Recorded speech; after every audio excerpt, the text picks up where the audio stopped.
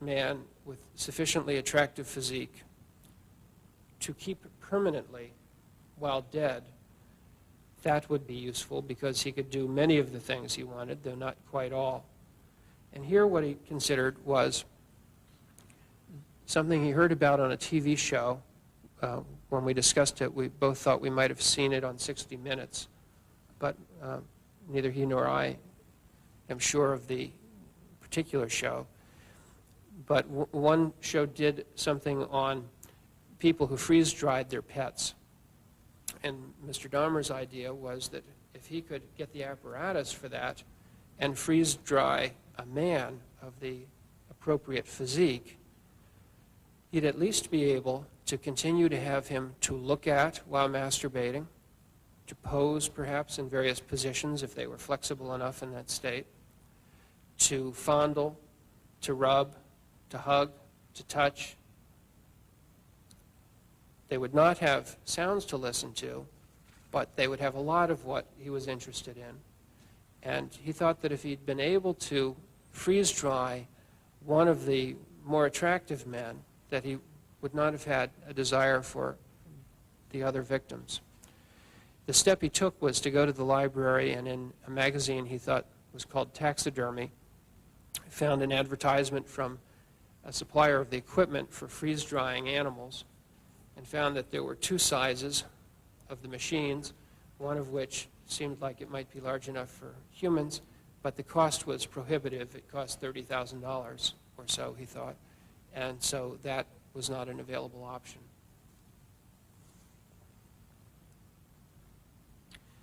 The next best choice was that of a fresh corpse. Now, the fresh corpse, like the freeze-dried person, has the problem of not having any sounds to listen to, but it has the additional problem that it will not stay fresh. Lastly, along this spectrum of people or bodies or parts under his control was the other uses he made of those whom he in fact had killed. And here he told me that he made use of the viscera for masturbation by opening the victims in the course of dismembering them. And there was a particular phase of dismemberment where he would stop sometimes to take photographs, sometimes to masturbate, sometimes both. And that was upon opening the abdomen when the abdominal viscera are first exposed. And he would masturbate while looking at that. And that was a long-standing image as far as I could determine. That was an interest he had had since late in high school. And this gave him occasion to make use of that particular image. And that's basically the spectrum of controlling another person. Now, to call all of that just necrophilia really sort of misses the mark, but it's the best word we have at the moment for it. And if Jeff Dahmer seemed normal enough on the surface, the court-appointed psychiatrist, Dr. George Palermo, explained why. All of us, so-called normal, let's say, have features of dependency. We have sadistic features at times when we're not too nice towards people that we do, we are with, we like, and so on. We have also fetishistic features because when someone of our dear ones dies, what do we do? Certainly we don't have a sexual fetishism, but we try to embrace even the dead body because of the importance we give to this dead body, this person who was dear to us and died. And that goes along with the borderline personality. Borderline personality changes mood from depression to elation. We all have these kind of things, not to that degree though. We are a composite of many facets, and we become sick when these facets become exaggerated. And that is what is called personality disorder. The jury had to decide whether he was sane or insane. So it was to be prison after all, not the softer option of a secure hospital. The jury's decision was read out 15 times, once for each count. Again, in the state of Wisconsin versus Jeffrey Dahmer, case number F912542, in a special verdict, question number 1. At the time the crime was committed in count 2 of the information, in regard to the death of Richard Guerrero, did the defendant, Jeffrey L. Dahmer, have a mental disease? Answer, no. The spectators now included high school parties, organized to remind youngsters of the perils of going with strangers for fun or for money, and that this was no ordinary trial was emphasized by allowing the relatives of the victims to address the court and, at last, to confront Jeffrey Dahmer. My name is Shirley Hughes, and I'm Tony Anthony Hughes' mother. First of all, thank God, and to give thanks to the judge and to Mr. McCann for the verdict that came in. I would like to say to Jeffrey Dahmer that he don't know the pain, the hurt, the loss, and the mental state that he had put our family in. But I'd just like to read a poem that a good friend of my son wrote. Tony thought you was his friend. He knew you. Why am I a victim in your cruel and rueful world? Although I can't communicate with a loud voice. Listen to me anyway. Try to have mercy on my moans. Look at the tears roll down my face. See that each one is a cry for help. And realize my sign are showing you that I want to live. Tell me just what is it that I've done to you to make you such a monster, to make you such a maniac, to make you such a devil. My God, who are you? What are you? You have never shown me this side of you. I put my trust in you. I thought you were my friend until the end, yet I didn't know you as well as I thought. I never felt the end would be this way. Is there anyone that can help me? Mom, dad, sister, brother, someone, please help me. What's happening to me?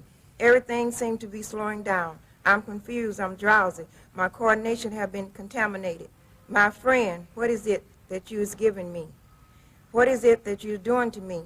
I'm helpless. Is that a thrill to you to know that I can't fight you back? And that the hardest struggle in my life is fighting to keep my eyes open with the hope of seeing the dawn of a new day. Yet you have total control over me. My life is in the hands of once a friend, but now a total stranger who have become my worst nightmare.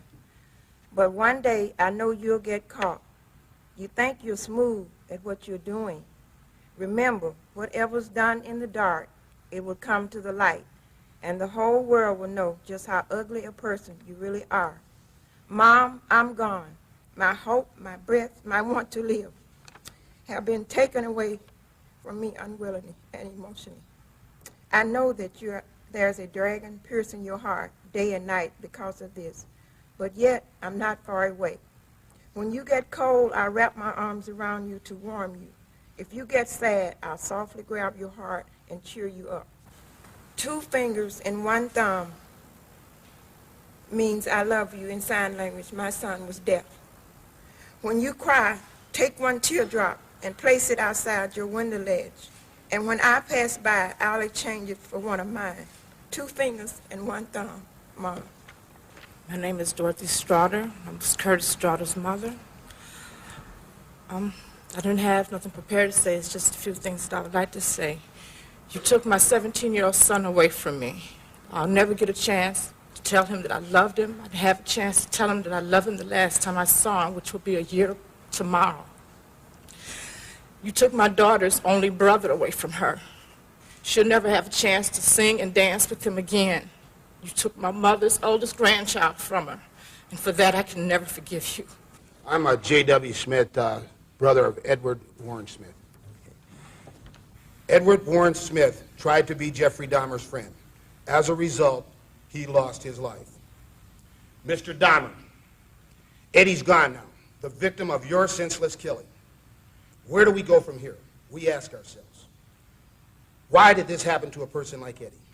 He gave so much and asked so little. All he wanted was a chance to be himself, a chance to be happy. When all the facts are known, we hope that society will have gained some knowledge that will help prevent a tragedy such as the one Eddie suffered. There was no sacrifice too large or too small for Eddie. He truly loved giving and gave of himself abundantly. My name is Inez Thomas, and I'm the mother of David Thomas.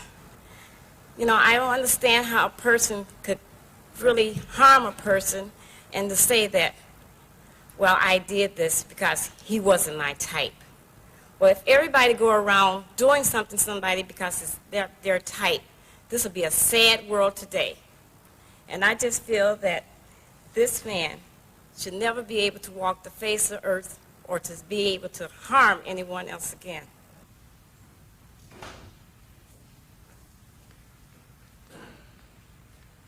Good morning, Honor. My name is Donald Bradoff.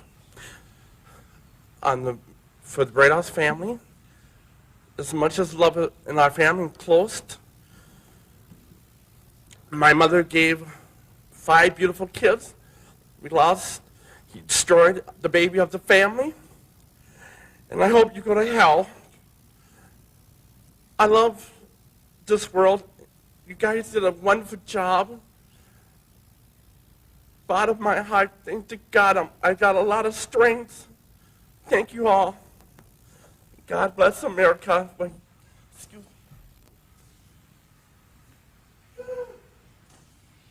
me.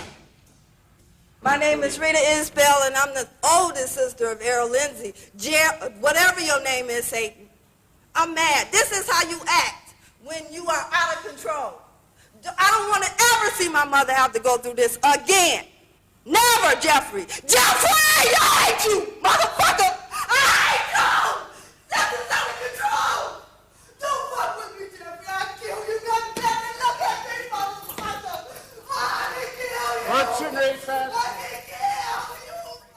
The court will impose a mandatory life sentence plus an additional 10 years on the habitual criminality. Count 2, life imprisonment plus 10 years consecutive to count 1. Count 3, life imprisonment with the date of parole eligibility 70 years from the inception of that particular sentence. I don't have all the numbers that I can't work it out, but it'll be 70 years from the beginning of that sentence, which will be consecutive to count 2. Count 4, life imprisonment with a parole eligibility to be 70 years from the commencement. Count 15, life imprisonment with parole eligibility to be 70 years after the inception of that sentence to be consecutive to count 14. I believe I have, and I intended to follow the recommendation of the state. I could have said something different which would have had the same impact. I really see nobody gains anything by just to say more and more years. The important point is that the sentence is structured in such a way that this defendant will never again see freedom. Your Honor, it is over now. This has never been a case of trying to get free. I didn't ever want freedom. Frankly, I wanted death for myself. This was a case to tell the world that I did what I did not for reasons of hate. I hated no one. I knew I was sick or evil or both. Now I believe I was sick. The doctors have told me about my sickness, and now I have some peace. I know how much harm I have caused. I tried to do the best I could after the arrest to make amends, but no matter what I did, I could not undo the terrible harm I have caused. I feel so bad for what I did to those poor families, and I understand their rightful hate.